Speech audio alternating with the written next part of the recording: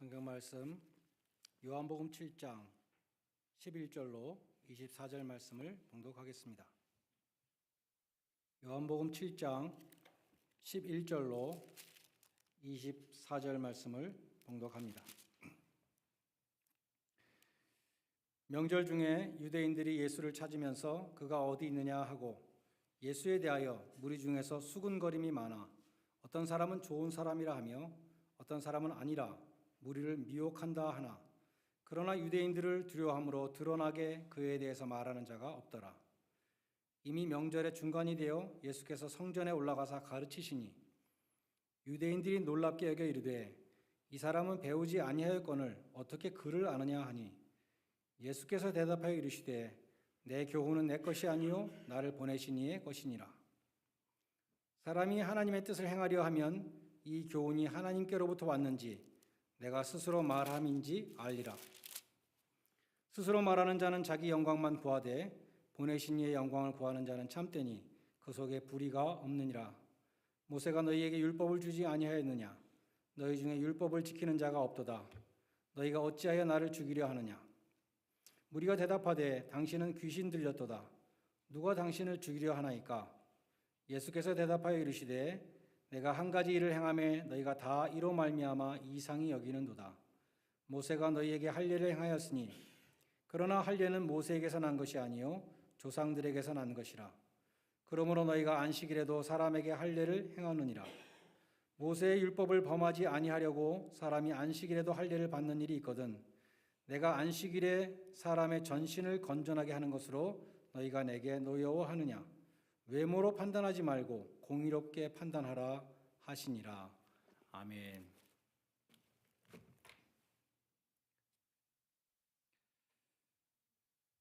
오늘 본문 12절에 보면은 초막절을 지키기 위해서 예루살렘에 모인 그 많은 사람들이 예수님에 대해서 수군거렸다 했습니다. 43절에는 예수를 인해서 무리 중에 쟁론이 있었다, 논란이 있었다는 것이죠. 요한복음 7장에 나오는 이 무리들의 수군거림과 쟁론을 종합해 보면 그들의 예수님에 대한 판단 기준은 예수님의 외모였습니다. 외모로 예수님을 판단한 것입니다.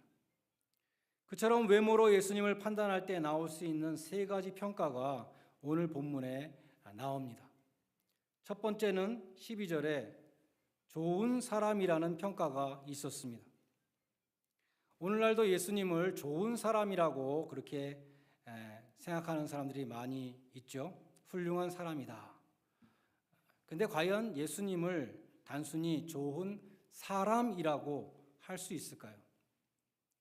15절에 보면 예수님이 가르치시는 모습을 보고 사람들이 그럽니다. 배우지 않은 사람이 어떻게 그를 아느냐 이렇게 의아해했습니다. 무식한 사람이 어디서 배워서 저렇게 가르치냐 하는 것이죠. 이러한 인간적인 시각에 대해서 예수님도 사람으로서 대답을 하셨다면 나는 독학으로 공부한 검정고시 출신이다 이렇게 말할 수도 있었겠죠. 근데 예수님은 그렇게 대답하지 않으셨습니다. 내가 가르치는 내용은 나를 보내신 이의 교훈이다 이렇게 응답하셨어요. 하나님께 직접 받은 것을 가르친다. 이 대답은 어떻게 들립니까? 나쁜 사람은 아니지만 좋은 사람이라고 하기에는 좀 이상하지 않습니까? 27절 이하에도 무리들이 또 수군거립니다. 우리는 이 사람이 어디서 왔는지 안다. 고향을 안다는 것입니다. 갈릴리에서 왔다. 52절 말씀처럼 갈릴리에서는 선지자가 나올 수 없느니라. 여기에 대해서 예수님이 또 뭐라고 대답하셨을까요? 사람으로서 인간적으로 대답했다면 갈릴리 그렇게 나쁜 데 아니야. 갈릴리에서도 선지자 나올 수 있어. 이런 식으로 대답하셨을 것입니다. 그런데 예수님은 나는 하나님으로부터 왔다. 이렇게 대답을 하십니다. 또 33절 이하에 보면 내가 이제 나를 보내신 이에게로 돌아가면 너희가 나를 찾아도 만나지 못할 것이요.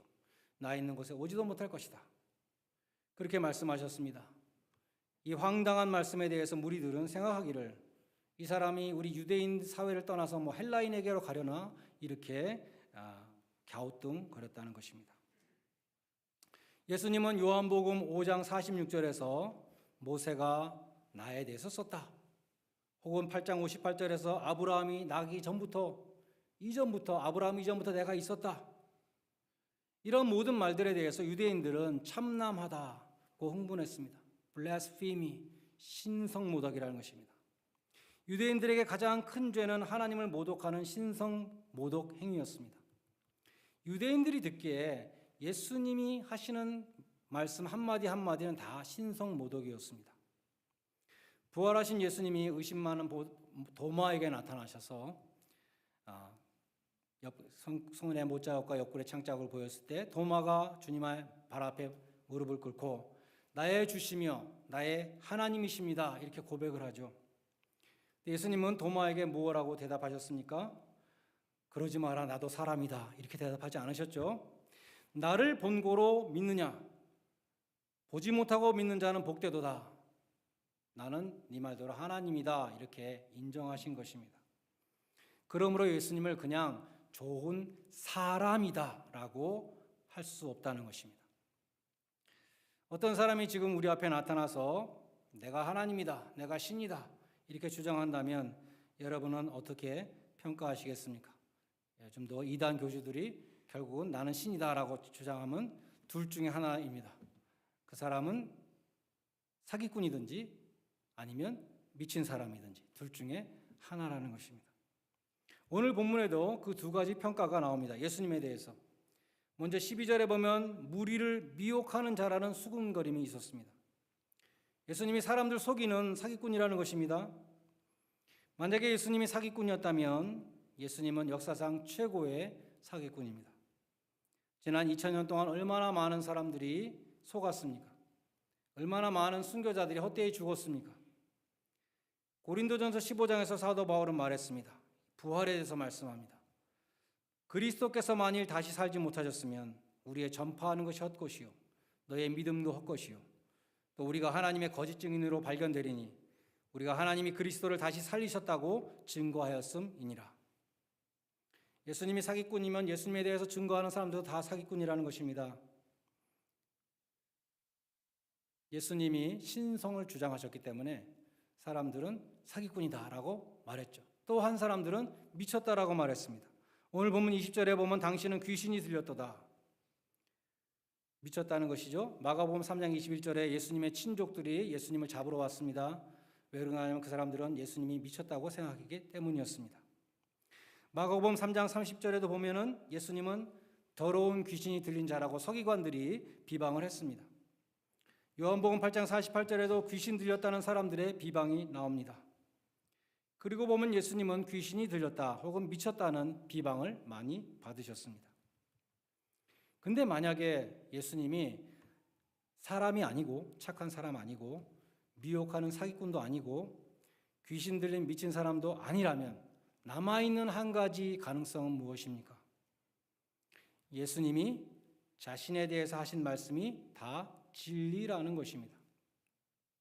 C.S. 루이스는 Mere Christianity, 순전한 기독교에서 이렇게 말했습니다. 당신은 선택해야 한다. 이 사람은 하나님의 아들이든지 아니면 미친 사람이든지 아니면 나쁜 사람이든지 셋 중에 하나다. 바보 취급을 해서 입을 다물게 할 수도 있고 귀신 취급을 해서 침 뱉고 죽일 수도 있으며 아니면 그 발 앞에 엎드려 주 하나님이라고 고백할 수 있다. 그러나 위대한 선생으로 추대하는 넌센스를 범하지 말라.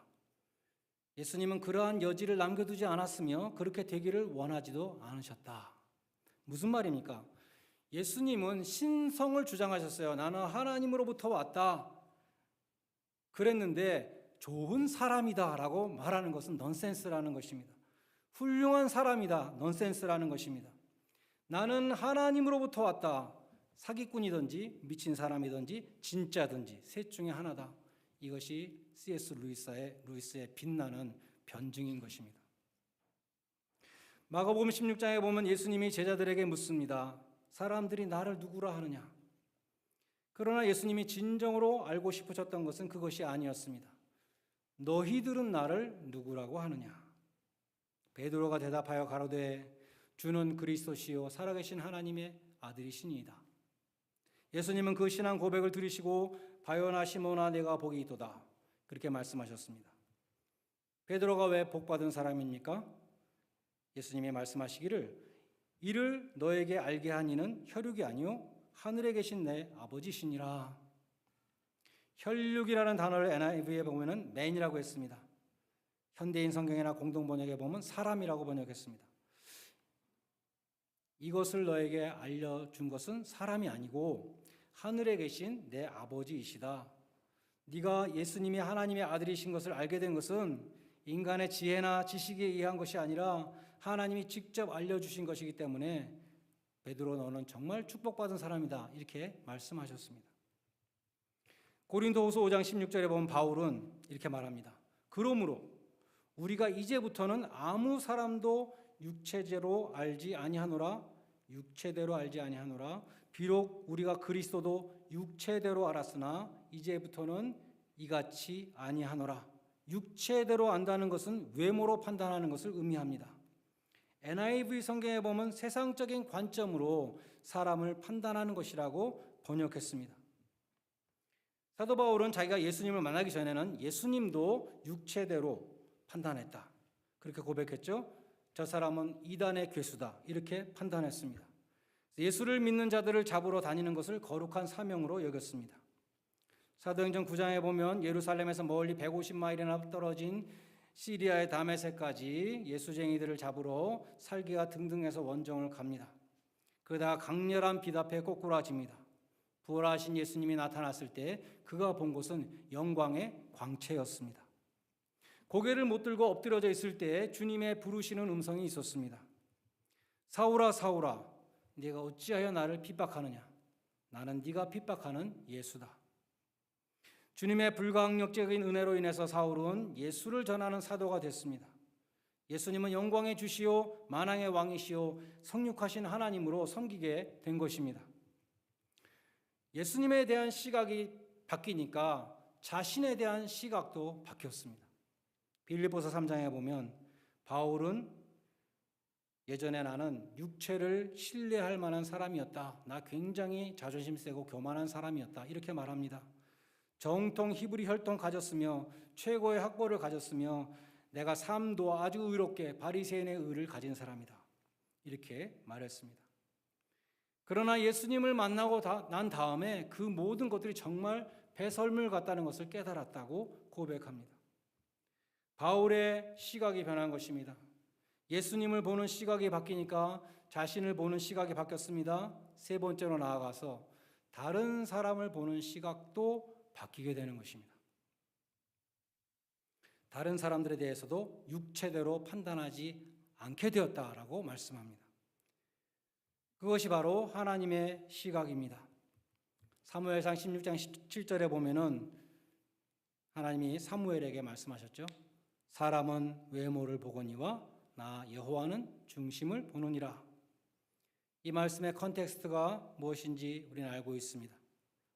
사무엘이 이제 하나님의 명을 받고 버림받은 사울 왕의 뒤를 이어서 왕이 될 사람의 기름을 부으러 가는데 하나님 말씀하시기를 이새라는 사람의 아들들 중에 왕이 있다 이렇게 말했습니다. 그 세 왕이 이새의 아들들 중에 있다고만 말씀하시고 누구라고는 말씀하시지 않으셨기 때문에 그래서 이새의 아들들이 한 사람씩 사무엘 앞으로 지나가게 되었습니다. 사무엘은 첫째 아들 엘리압을 보고 이 사람이다라고 생각했어요. 그의 용모와 신장이 훌륭했기 때문입니다. 그때 하나님의 하신 말씀이 사람은 외모를 보거니와 나 여호와는 중심을 보신다라고 말씀하셨습니다. 이새의 마지막 아들, 제일 어린 이 아들 다윗에게 기름을 부어 왕으로 삼으라고 말씀하셨습니다. 이새의 막내 아들 양치는 목동이었던 다윗은 하나님을 사랑하는 마음 중심이 있었습니다. 그래서 아무도 감히 싸울 엄두를 못 내는 골리앗에게 나아가면서 너는 칼과 창과 단창으로 내게 오거니와 나는 만군의 여호와의 이름 네가 모욕하는 이스라엘 군대의 하나님의 이름으로 네게 가노라 라고 말합니다. 훗날 왕이 된 다음에 자신은 백향목으로 지은 이 훌륭한 궁전에 살고 있는데 하나님의 법궤가 휘장 가운데 있도다. 텐트 가운데 있다. 송구스럽게 생각하면서 성전을 짓겠다고 그렇게 서원을 합니다. 시편 84편에서 그는 이렇게 노래했습니다. 여호와의 궁정을 사모하며 마음과 육체가 생존하시는 하나님께 부르짖노라. 다윗의 마음 중심에 하나님을 사랑하는 믿음이 있었습니다. 하나님은 그 다윗의 중심을 보시고 그를 왕으로 택하신 것입니다. 예수를 믿는 사람은 시각이 바뀌어야 합니다. 예수님을 보는 시각이 바뀌었으니까 나를 보는 시각도 바뀌고 다른 사람을 보는 시각도 바뀌어야 한다는 것입니다. 하나님은 육체대로 혹은 외모를 보고 사람을 판단하시지 않기 때문에 우리도 하나님의 시각을 똑같이 따라가야 한다는 것입니다. 그러므로 야고보서 2장 1절은 말씀합니다. 내 형제들아, 영광의 주 곧 우리 주 예수 그리스도를 믿는 믿음을 너희가 받았으니 사람을 외모로 취하지 말라. 야고보서 2장 1절 말씀을 구글에서 검색을 했더니 뜻밖의 어떤 한국 선교사님이 아프리카 케냐의 마사이라는 곳에서 사역하시는 한국 선교사님의 글이 있었어요. 제가 그 글을 여러분에게 소개시켜 드리려고 합니다. 아프리카 마사이 마을에서 맞는 아침 태양은 감탄사가 절로 나올 정도로 신기하다. 나는 이런 자연 앞에서 날마다 감사의 아침 기도를 드린다. 기도를 마치고 막 돌아서려는데 조그만 마사이 어린아이가 내 뒤에 서 있어서 순간 움찔했다. 상쾌한 아침 공기가 퀴퀴한 냄새로 급격히 대체되었다. 냄새를 풍기는 아이의 모습은 엉망 그 자체였다. 이러한 모습에 어느 정도 익숙해져는 있었지만 그날 아침에는 이상할 정도로 화가 났다. 신경질적으로 문을 쾅 닫고 들어오는데 아내가 얼굴을 내밀며 찾아온 이가 누구냐고 물었다. 아무것도 아니야. 새벽부터 찾아와서 귀찮게 굴잖아. 뻔하지 뭐. 또 도와달라는 거겠지. 정말 짜증난다 짜증나. 나는 거의 혼잣말 하듯이 중얼거렸다. 그러나 사실 그 아이는 내게 아무 말도 하지 않았다. 단지 내가 아이의 마음을 나름대로 추측한 것이고 나 혼자 지어낸 것일 뿐이었다. 그런데 아내는 누군데 그래 어디 보자 라며 문을 열고 밖을 내다보았다. 아니 조풀이잖아. 조풀이 너 어떻게 이른 아침에 여기 왔니? 집에 무슨 일이라도 있는 거니? 조풀이가 대답했다. 아버지가 이것을 목사님께 가져다 드리라고 하시면서 오늘 아빠 생일이니까 시간 있으시면 염소고기 들러 오시라고 우리 집에 오라고 하셨어요. 그렇게 말하며 아이는 우유 한 병을 내밀었다. 나는 그 아이가 귀한 우유를 가지고 온 것을 미처 확인하지 못했다.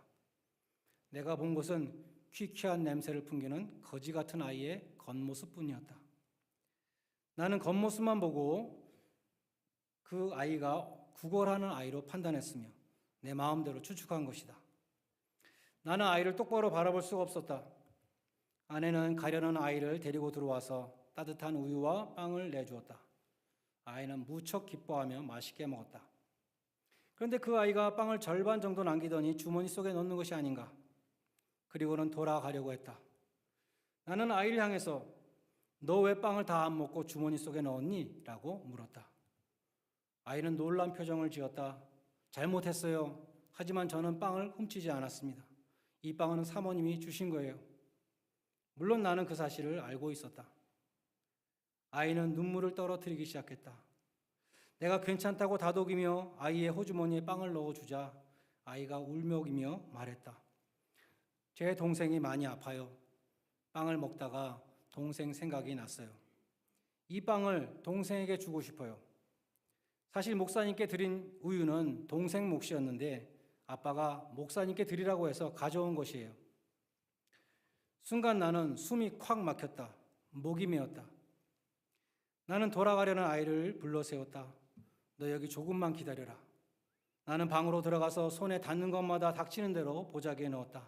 연필, 노트, 수건, 빵, 사탕, 장난감 등을 조풀이에게 주며 말했다. 내가 잘못했다. 이것을 가지고 가라. 그리고 아빠한테 감사하다고 전해라. 그리고 오늘 내가 너희 집에 간다고 말씀드려라. 나는 너무나도 창피하고 부끄러워서 조풀이의 모습을 제대로 볼 수가 없었다.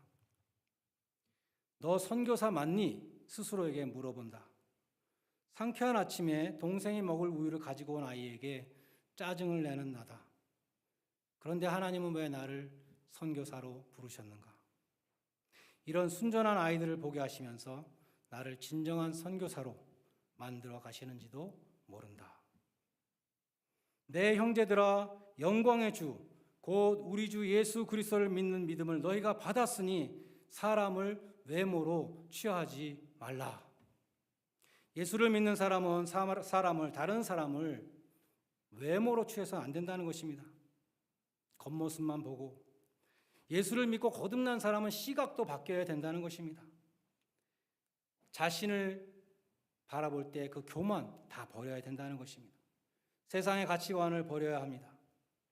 육체대로 남을 판단하는 것이 아니라 하나님이 주시는 마음으로 사명을 감당해야 합니다.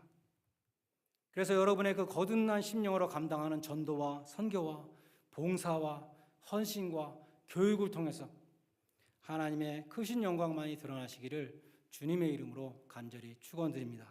기도하시겠습니다.